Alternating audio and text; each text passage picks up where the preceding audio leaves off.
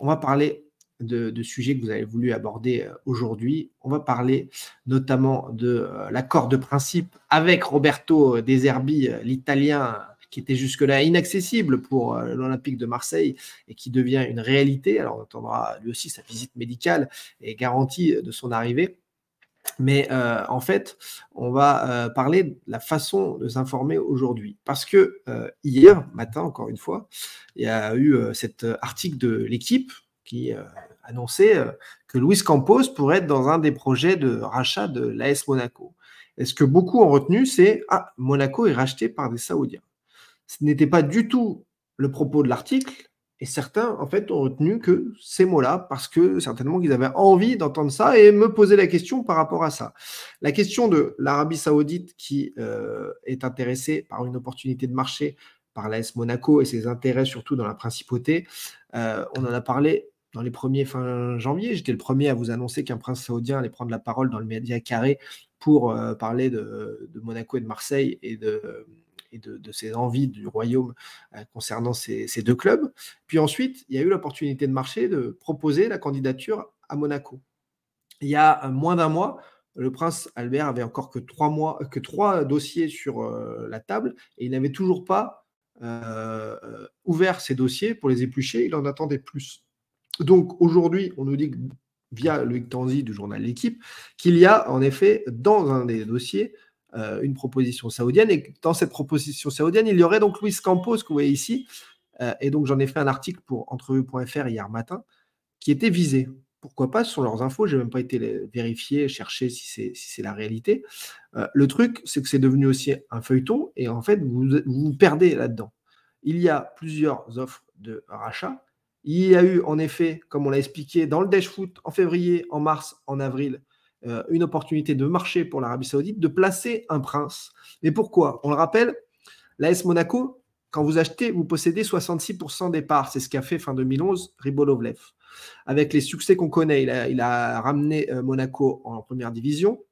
Il a mis du Falcao, du James Rodriguez, développé des Thiemo Bakayoko, des Benjamin Mendy, développé des joueurs comme Kylian Mbappé, remporté un titre de champion. Donc, il y a eu 13 années de grands succès pour un club comme l'AS Monaco. Pour autant, même avec ces succès, c'est très, très, très difficile, voire impossible d'être rentable et tu dois remettre au pot à l'AS Monaco. Pourquoi? Parce qu'en échange de faire vibrer les monégasques à travers ce club, en tant que patron du club, tu signes, en signant l'AS Monaco, un gentleman agreement où derrière, la principauté va te le rendre. Pas aucun tube, mais c'est une façon de parler.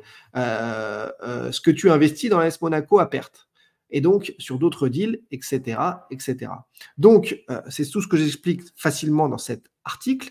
Tout ça pour vous dire qu'une officialisation de rachat de l'AS Monaco est-elle imminente? Pas du tout, puisque les dossiers sont tout juste sur la table. Ça n'a donc rien d'un dossier imminent, que ça va être épluché peut-être cet été, peut-être plus tard, que les dernières infos données du côté de la principauté de Monaco, c'était de dire que Rybolovlev, avec la qualification en Ligue des Champions, avait plutôt envie de dire on va encore briller cette saison et au cours de la saison ou en fin de saison prochaine, là ce sera le moment en effet de passer la main, mais qu'aujourd'hui il n'y avait aucune urgence et que vu qu'il n'y a pas eu assez de dossiers assez vite sur la table du prince Albert qui est le dernier décisionnaire, et bien voilà où on en est.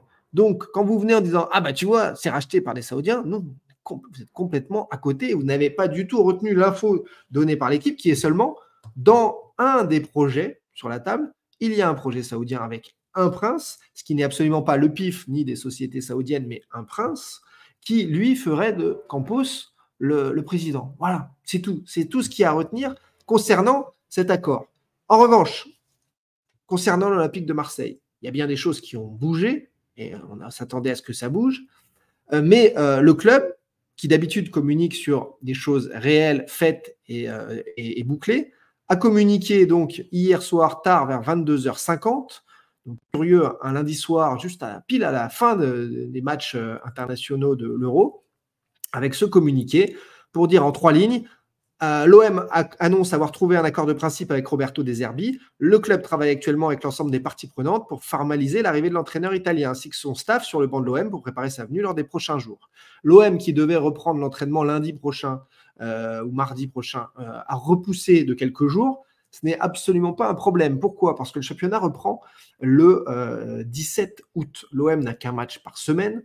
Et donc, à partir de là, faire une prépa en 1 mois et demi ou en 1 mois et 10 jours, ça n'a rien de dramatique. Un gars comme Deserbi va pouvoir mettre ses idées en place et le championnat ne reprend que le 17 août dans tous les cas. Et c'est absolument pas problématique. En revanche, ce qui est plus bizarre et surprenant, parce que d'habitude, je vous le dis, connaît l'univers médiatique, ce sont les journalistes, nous-mêmes, qui annonçons des accords de principe avant que les clubs annoncent leur officialisation. Ça se passe comme ça. Accord de principe entre un tel et un tel, visite médicale à suivre, puis officialisation. Accord de principe sur tel coach, puis officialisation. Donc l'accord de principe concernant Roberto De Zerbi, vous voyez là décrit sous vos yeux, parce que hier à 22h50, lundi 24 juin, l'OM a décidé de le faire. En fait, il existe déjà depuis 10 jours, puisqu'on nous a dit depuis 10 jours qu'il travaillait sur le mercato, depuis son lieu de vacances, et que ça avançait, etc. Donc, je ne comprends absolument pas, et c'est un questionnement, il n'y a pas de réponse là-dessus, il n'y a pas de chose à comprendre, je ne vous fais pas de clin d'œil ou quoi que ce soit. Je ne comprends pas pourquoi le club communique sur un accord de principe. Ça me paraît. Alors, est-ce qu'il faut calmer les supporters? Est-ce qu'il faut tranquilliser tout le monde? Regardez, non, il y a bien quelqu'un qui arrive.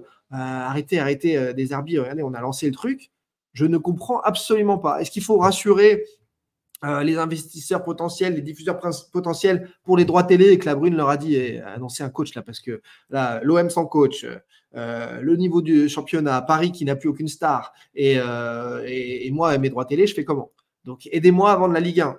Je ne crois pas que tu puisses vendre la Ligue 1 avec un Deserbi et aucun effectif, mais c'est la réalité. Pourquoi communiquer sur un accord de principe qui est déjà connu depuis 10 jours à peu près, environ? Ça, c'est ma vraie question, un vrai questionnement à avoir. Après, concernant vos questions, et je vous réponds en même temps, c'est vrai qu'il y a dans le même temps 2-3 hold-up marseillais qui me surprennent. Je ne comprends pas trop. C'est vraiment là, je ne comprends pas trop. La seule compréhension que je peux avoir, c'est que l'OM a potentiellement besoin, puisqu'il y a le Here We Go là, de Fabrizio Romano sur la vente de Iliman Ndiaye à Everton pour 18,5 millions d'euros.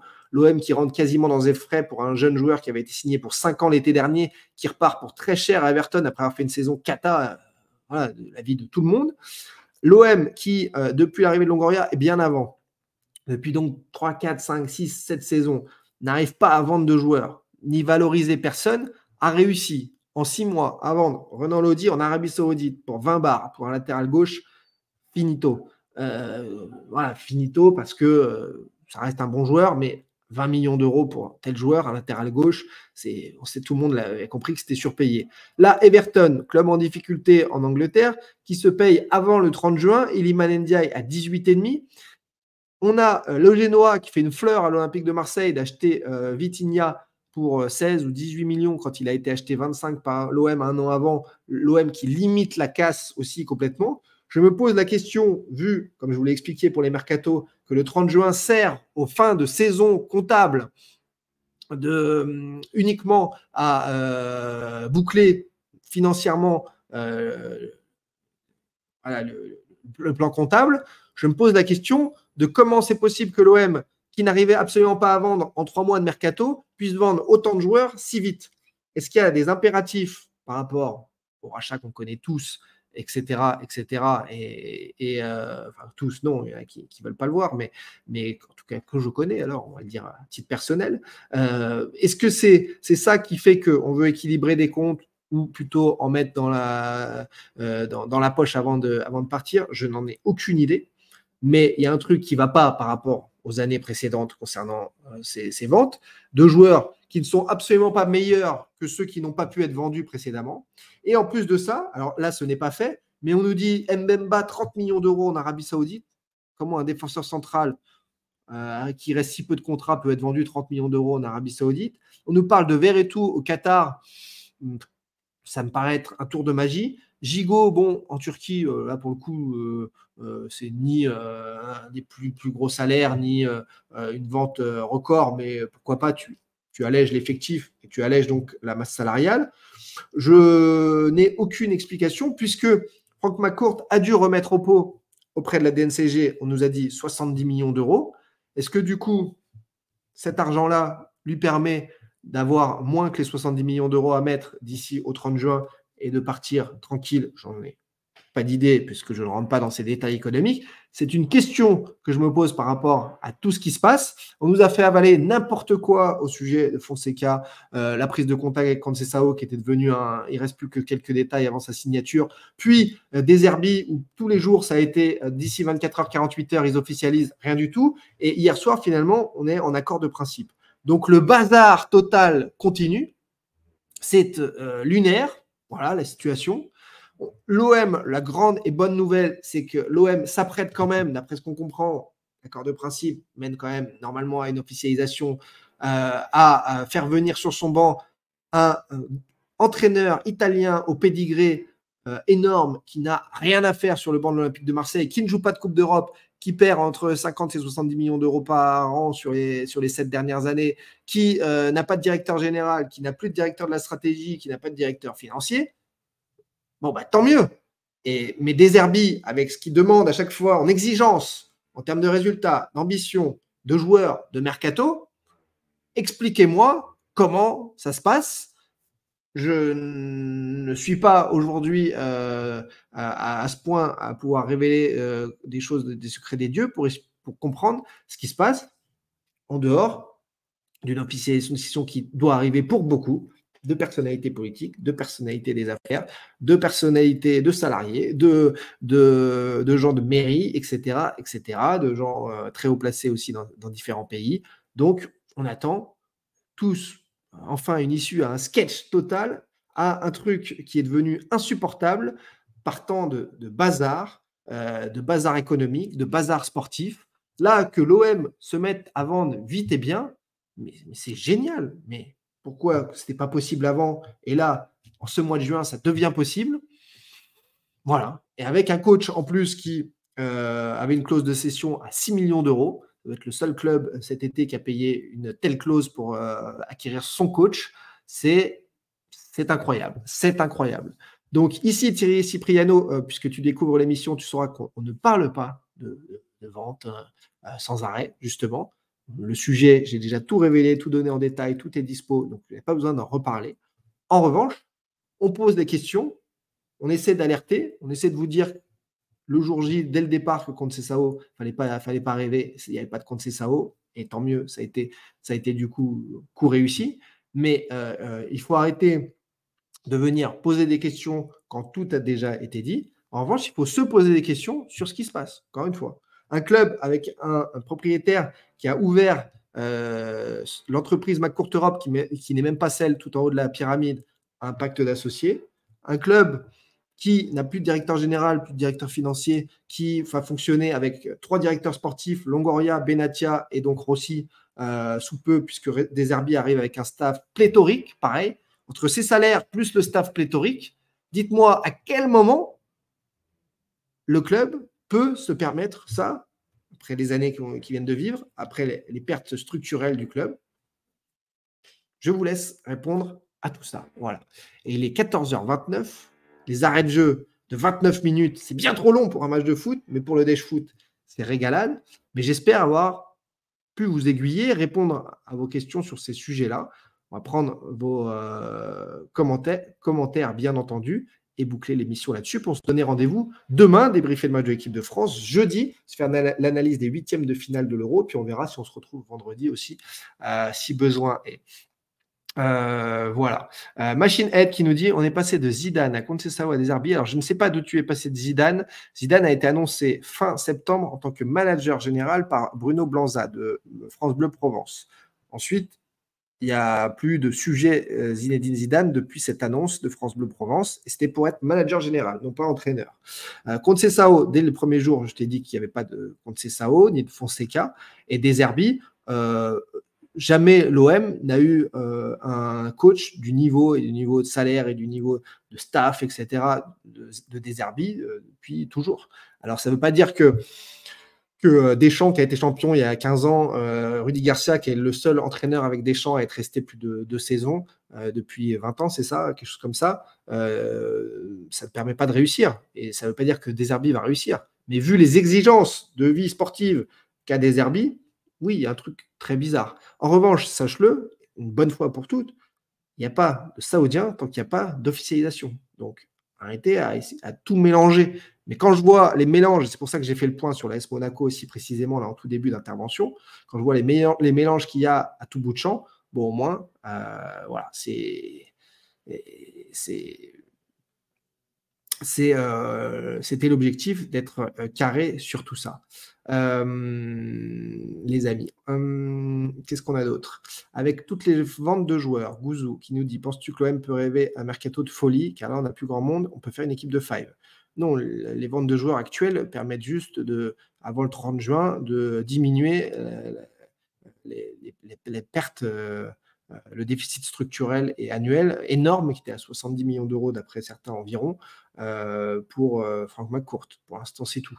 Ça ne te finance pas de mercato suivant ou quoi que ce soit, ou alors à nouveau, tu te remets un prêt de 100 millions comme l'été 2021, l'été de 2022, et tu as des encours de folie.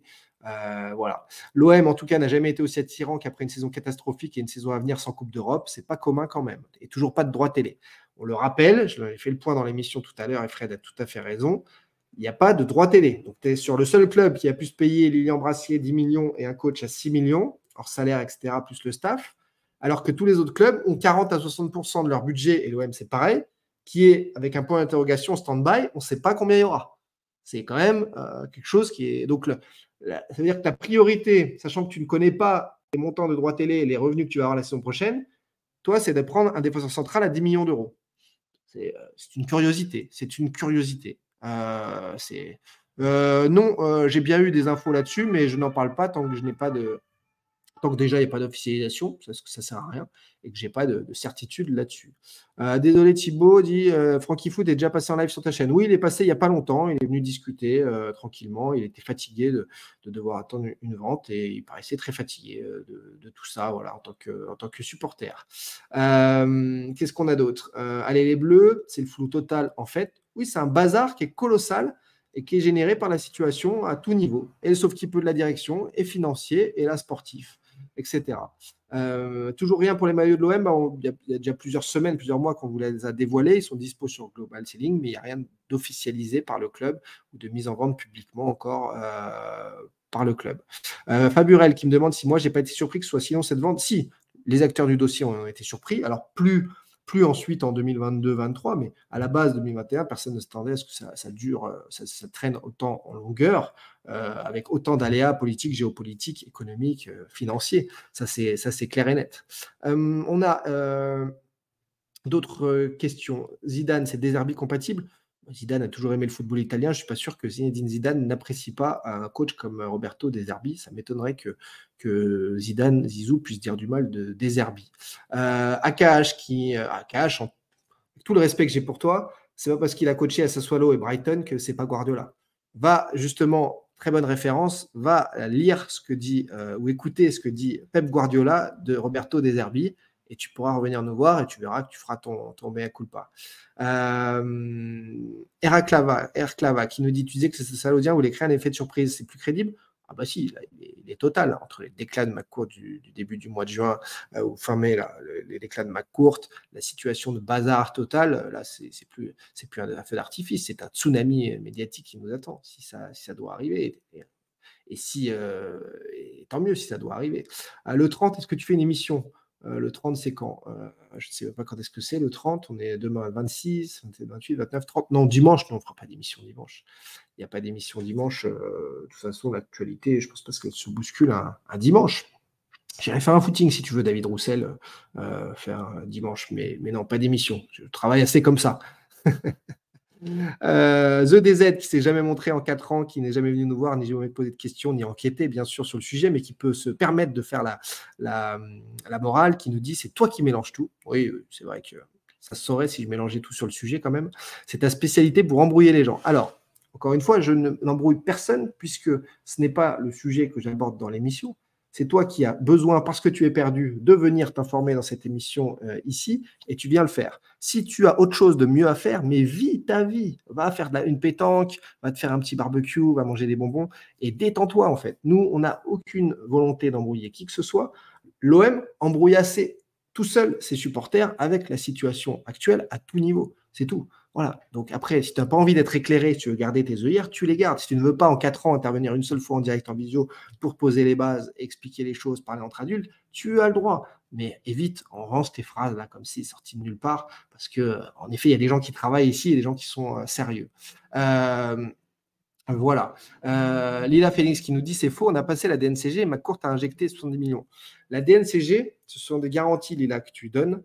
Donc, ce sont des documents pour garantir des choses. Donc, la DNCG ne va pas vérifier au 29, au 30 juin l'accès à tes comptes pour savoir comment ils sont.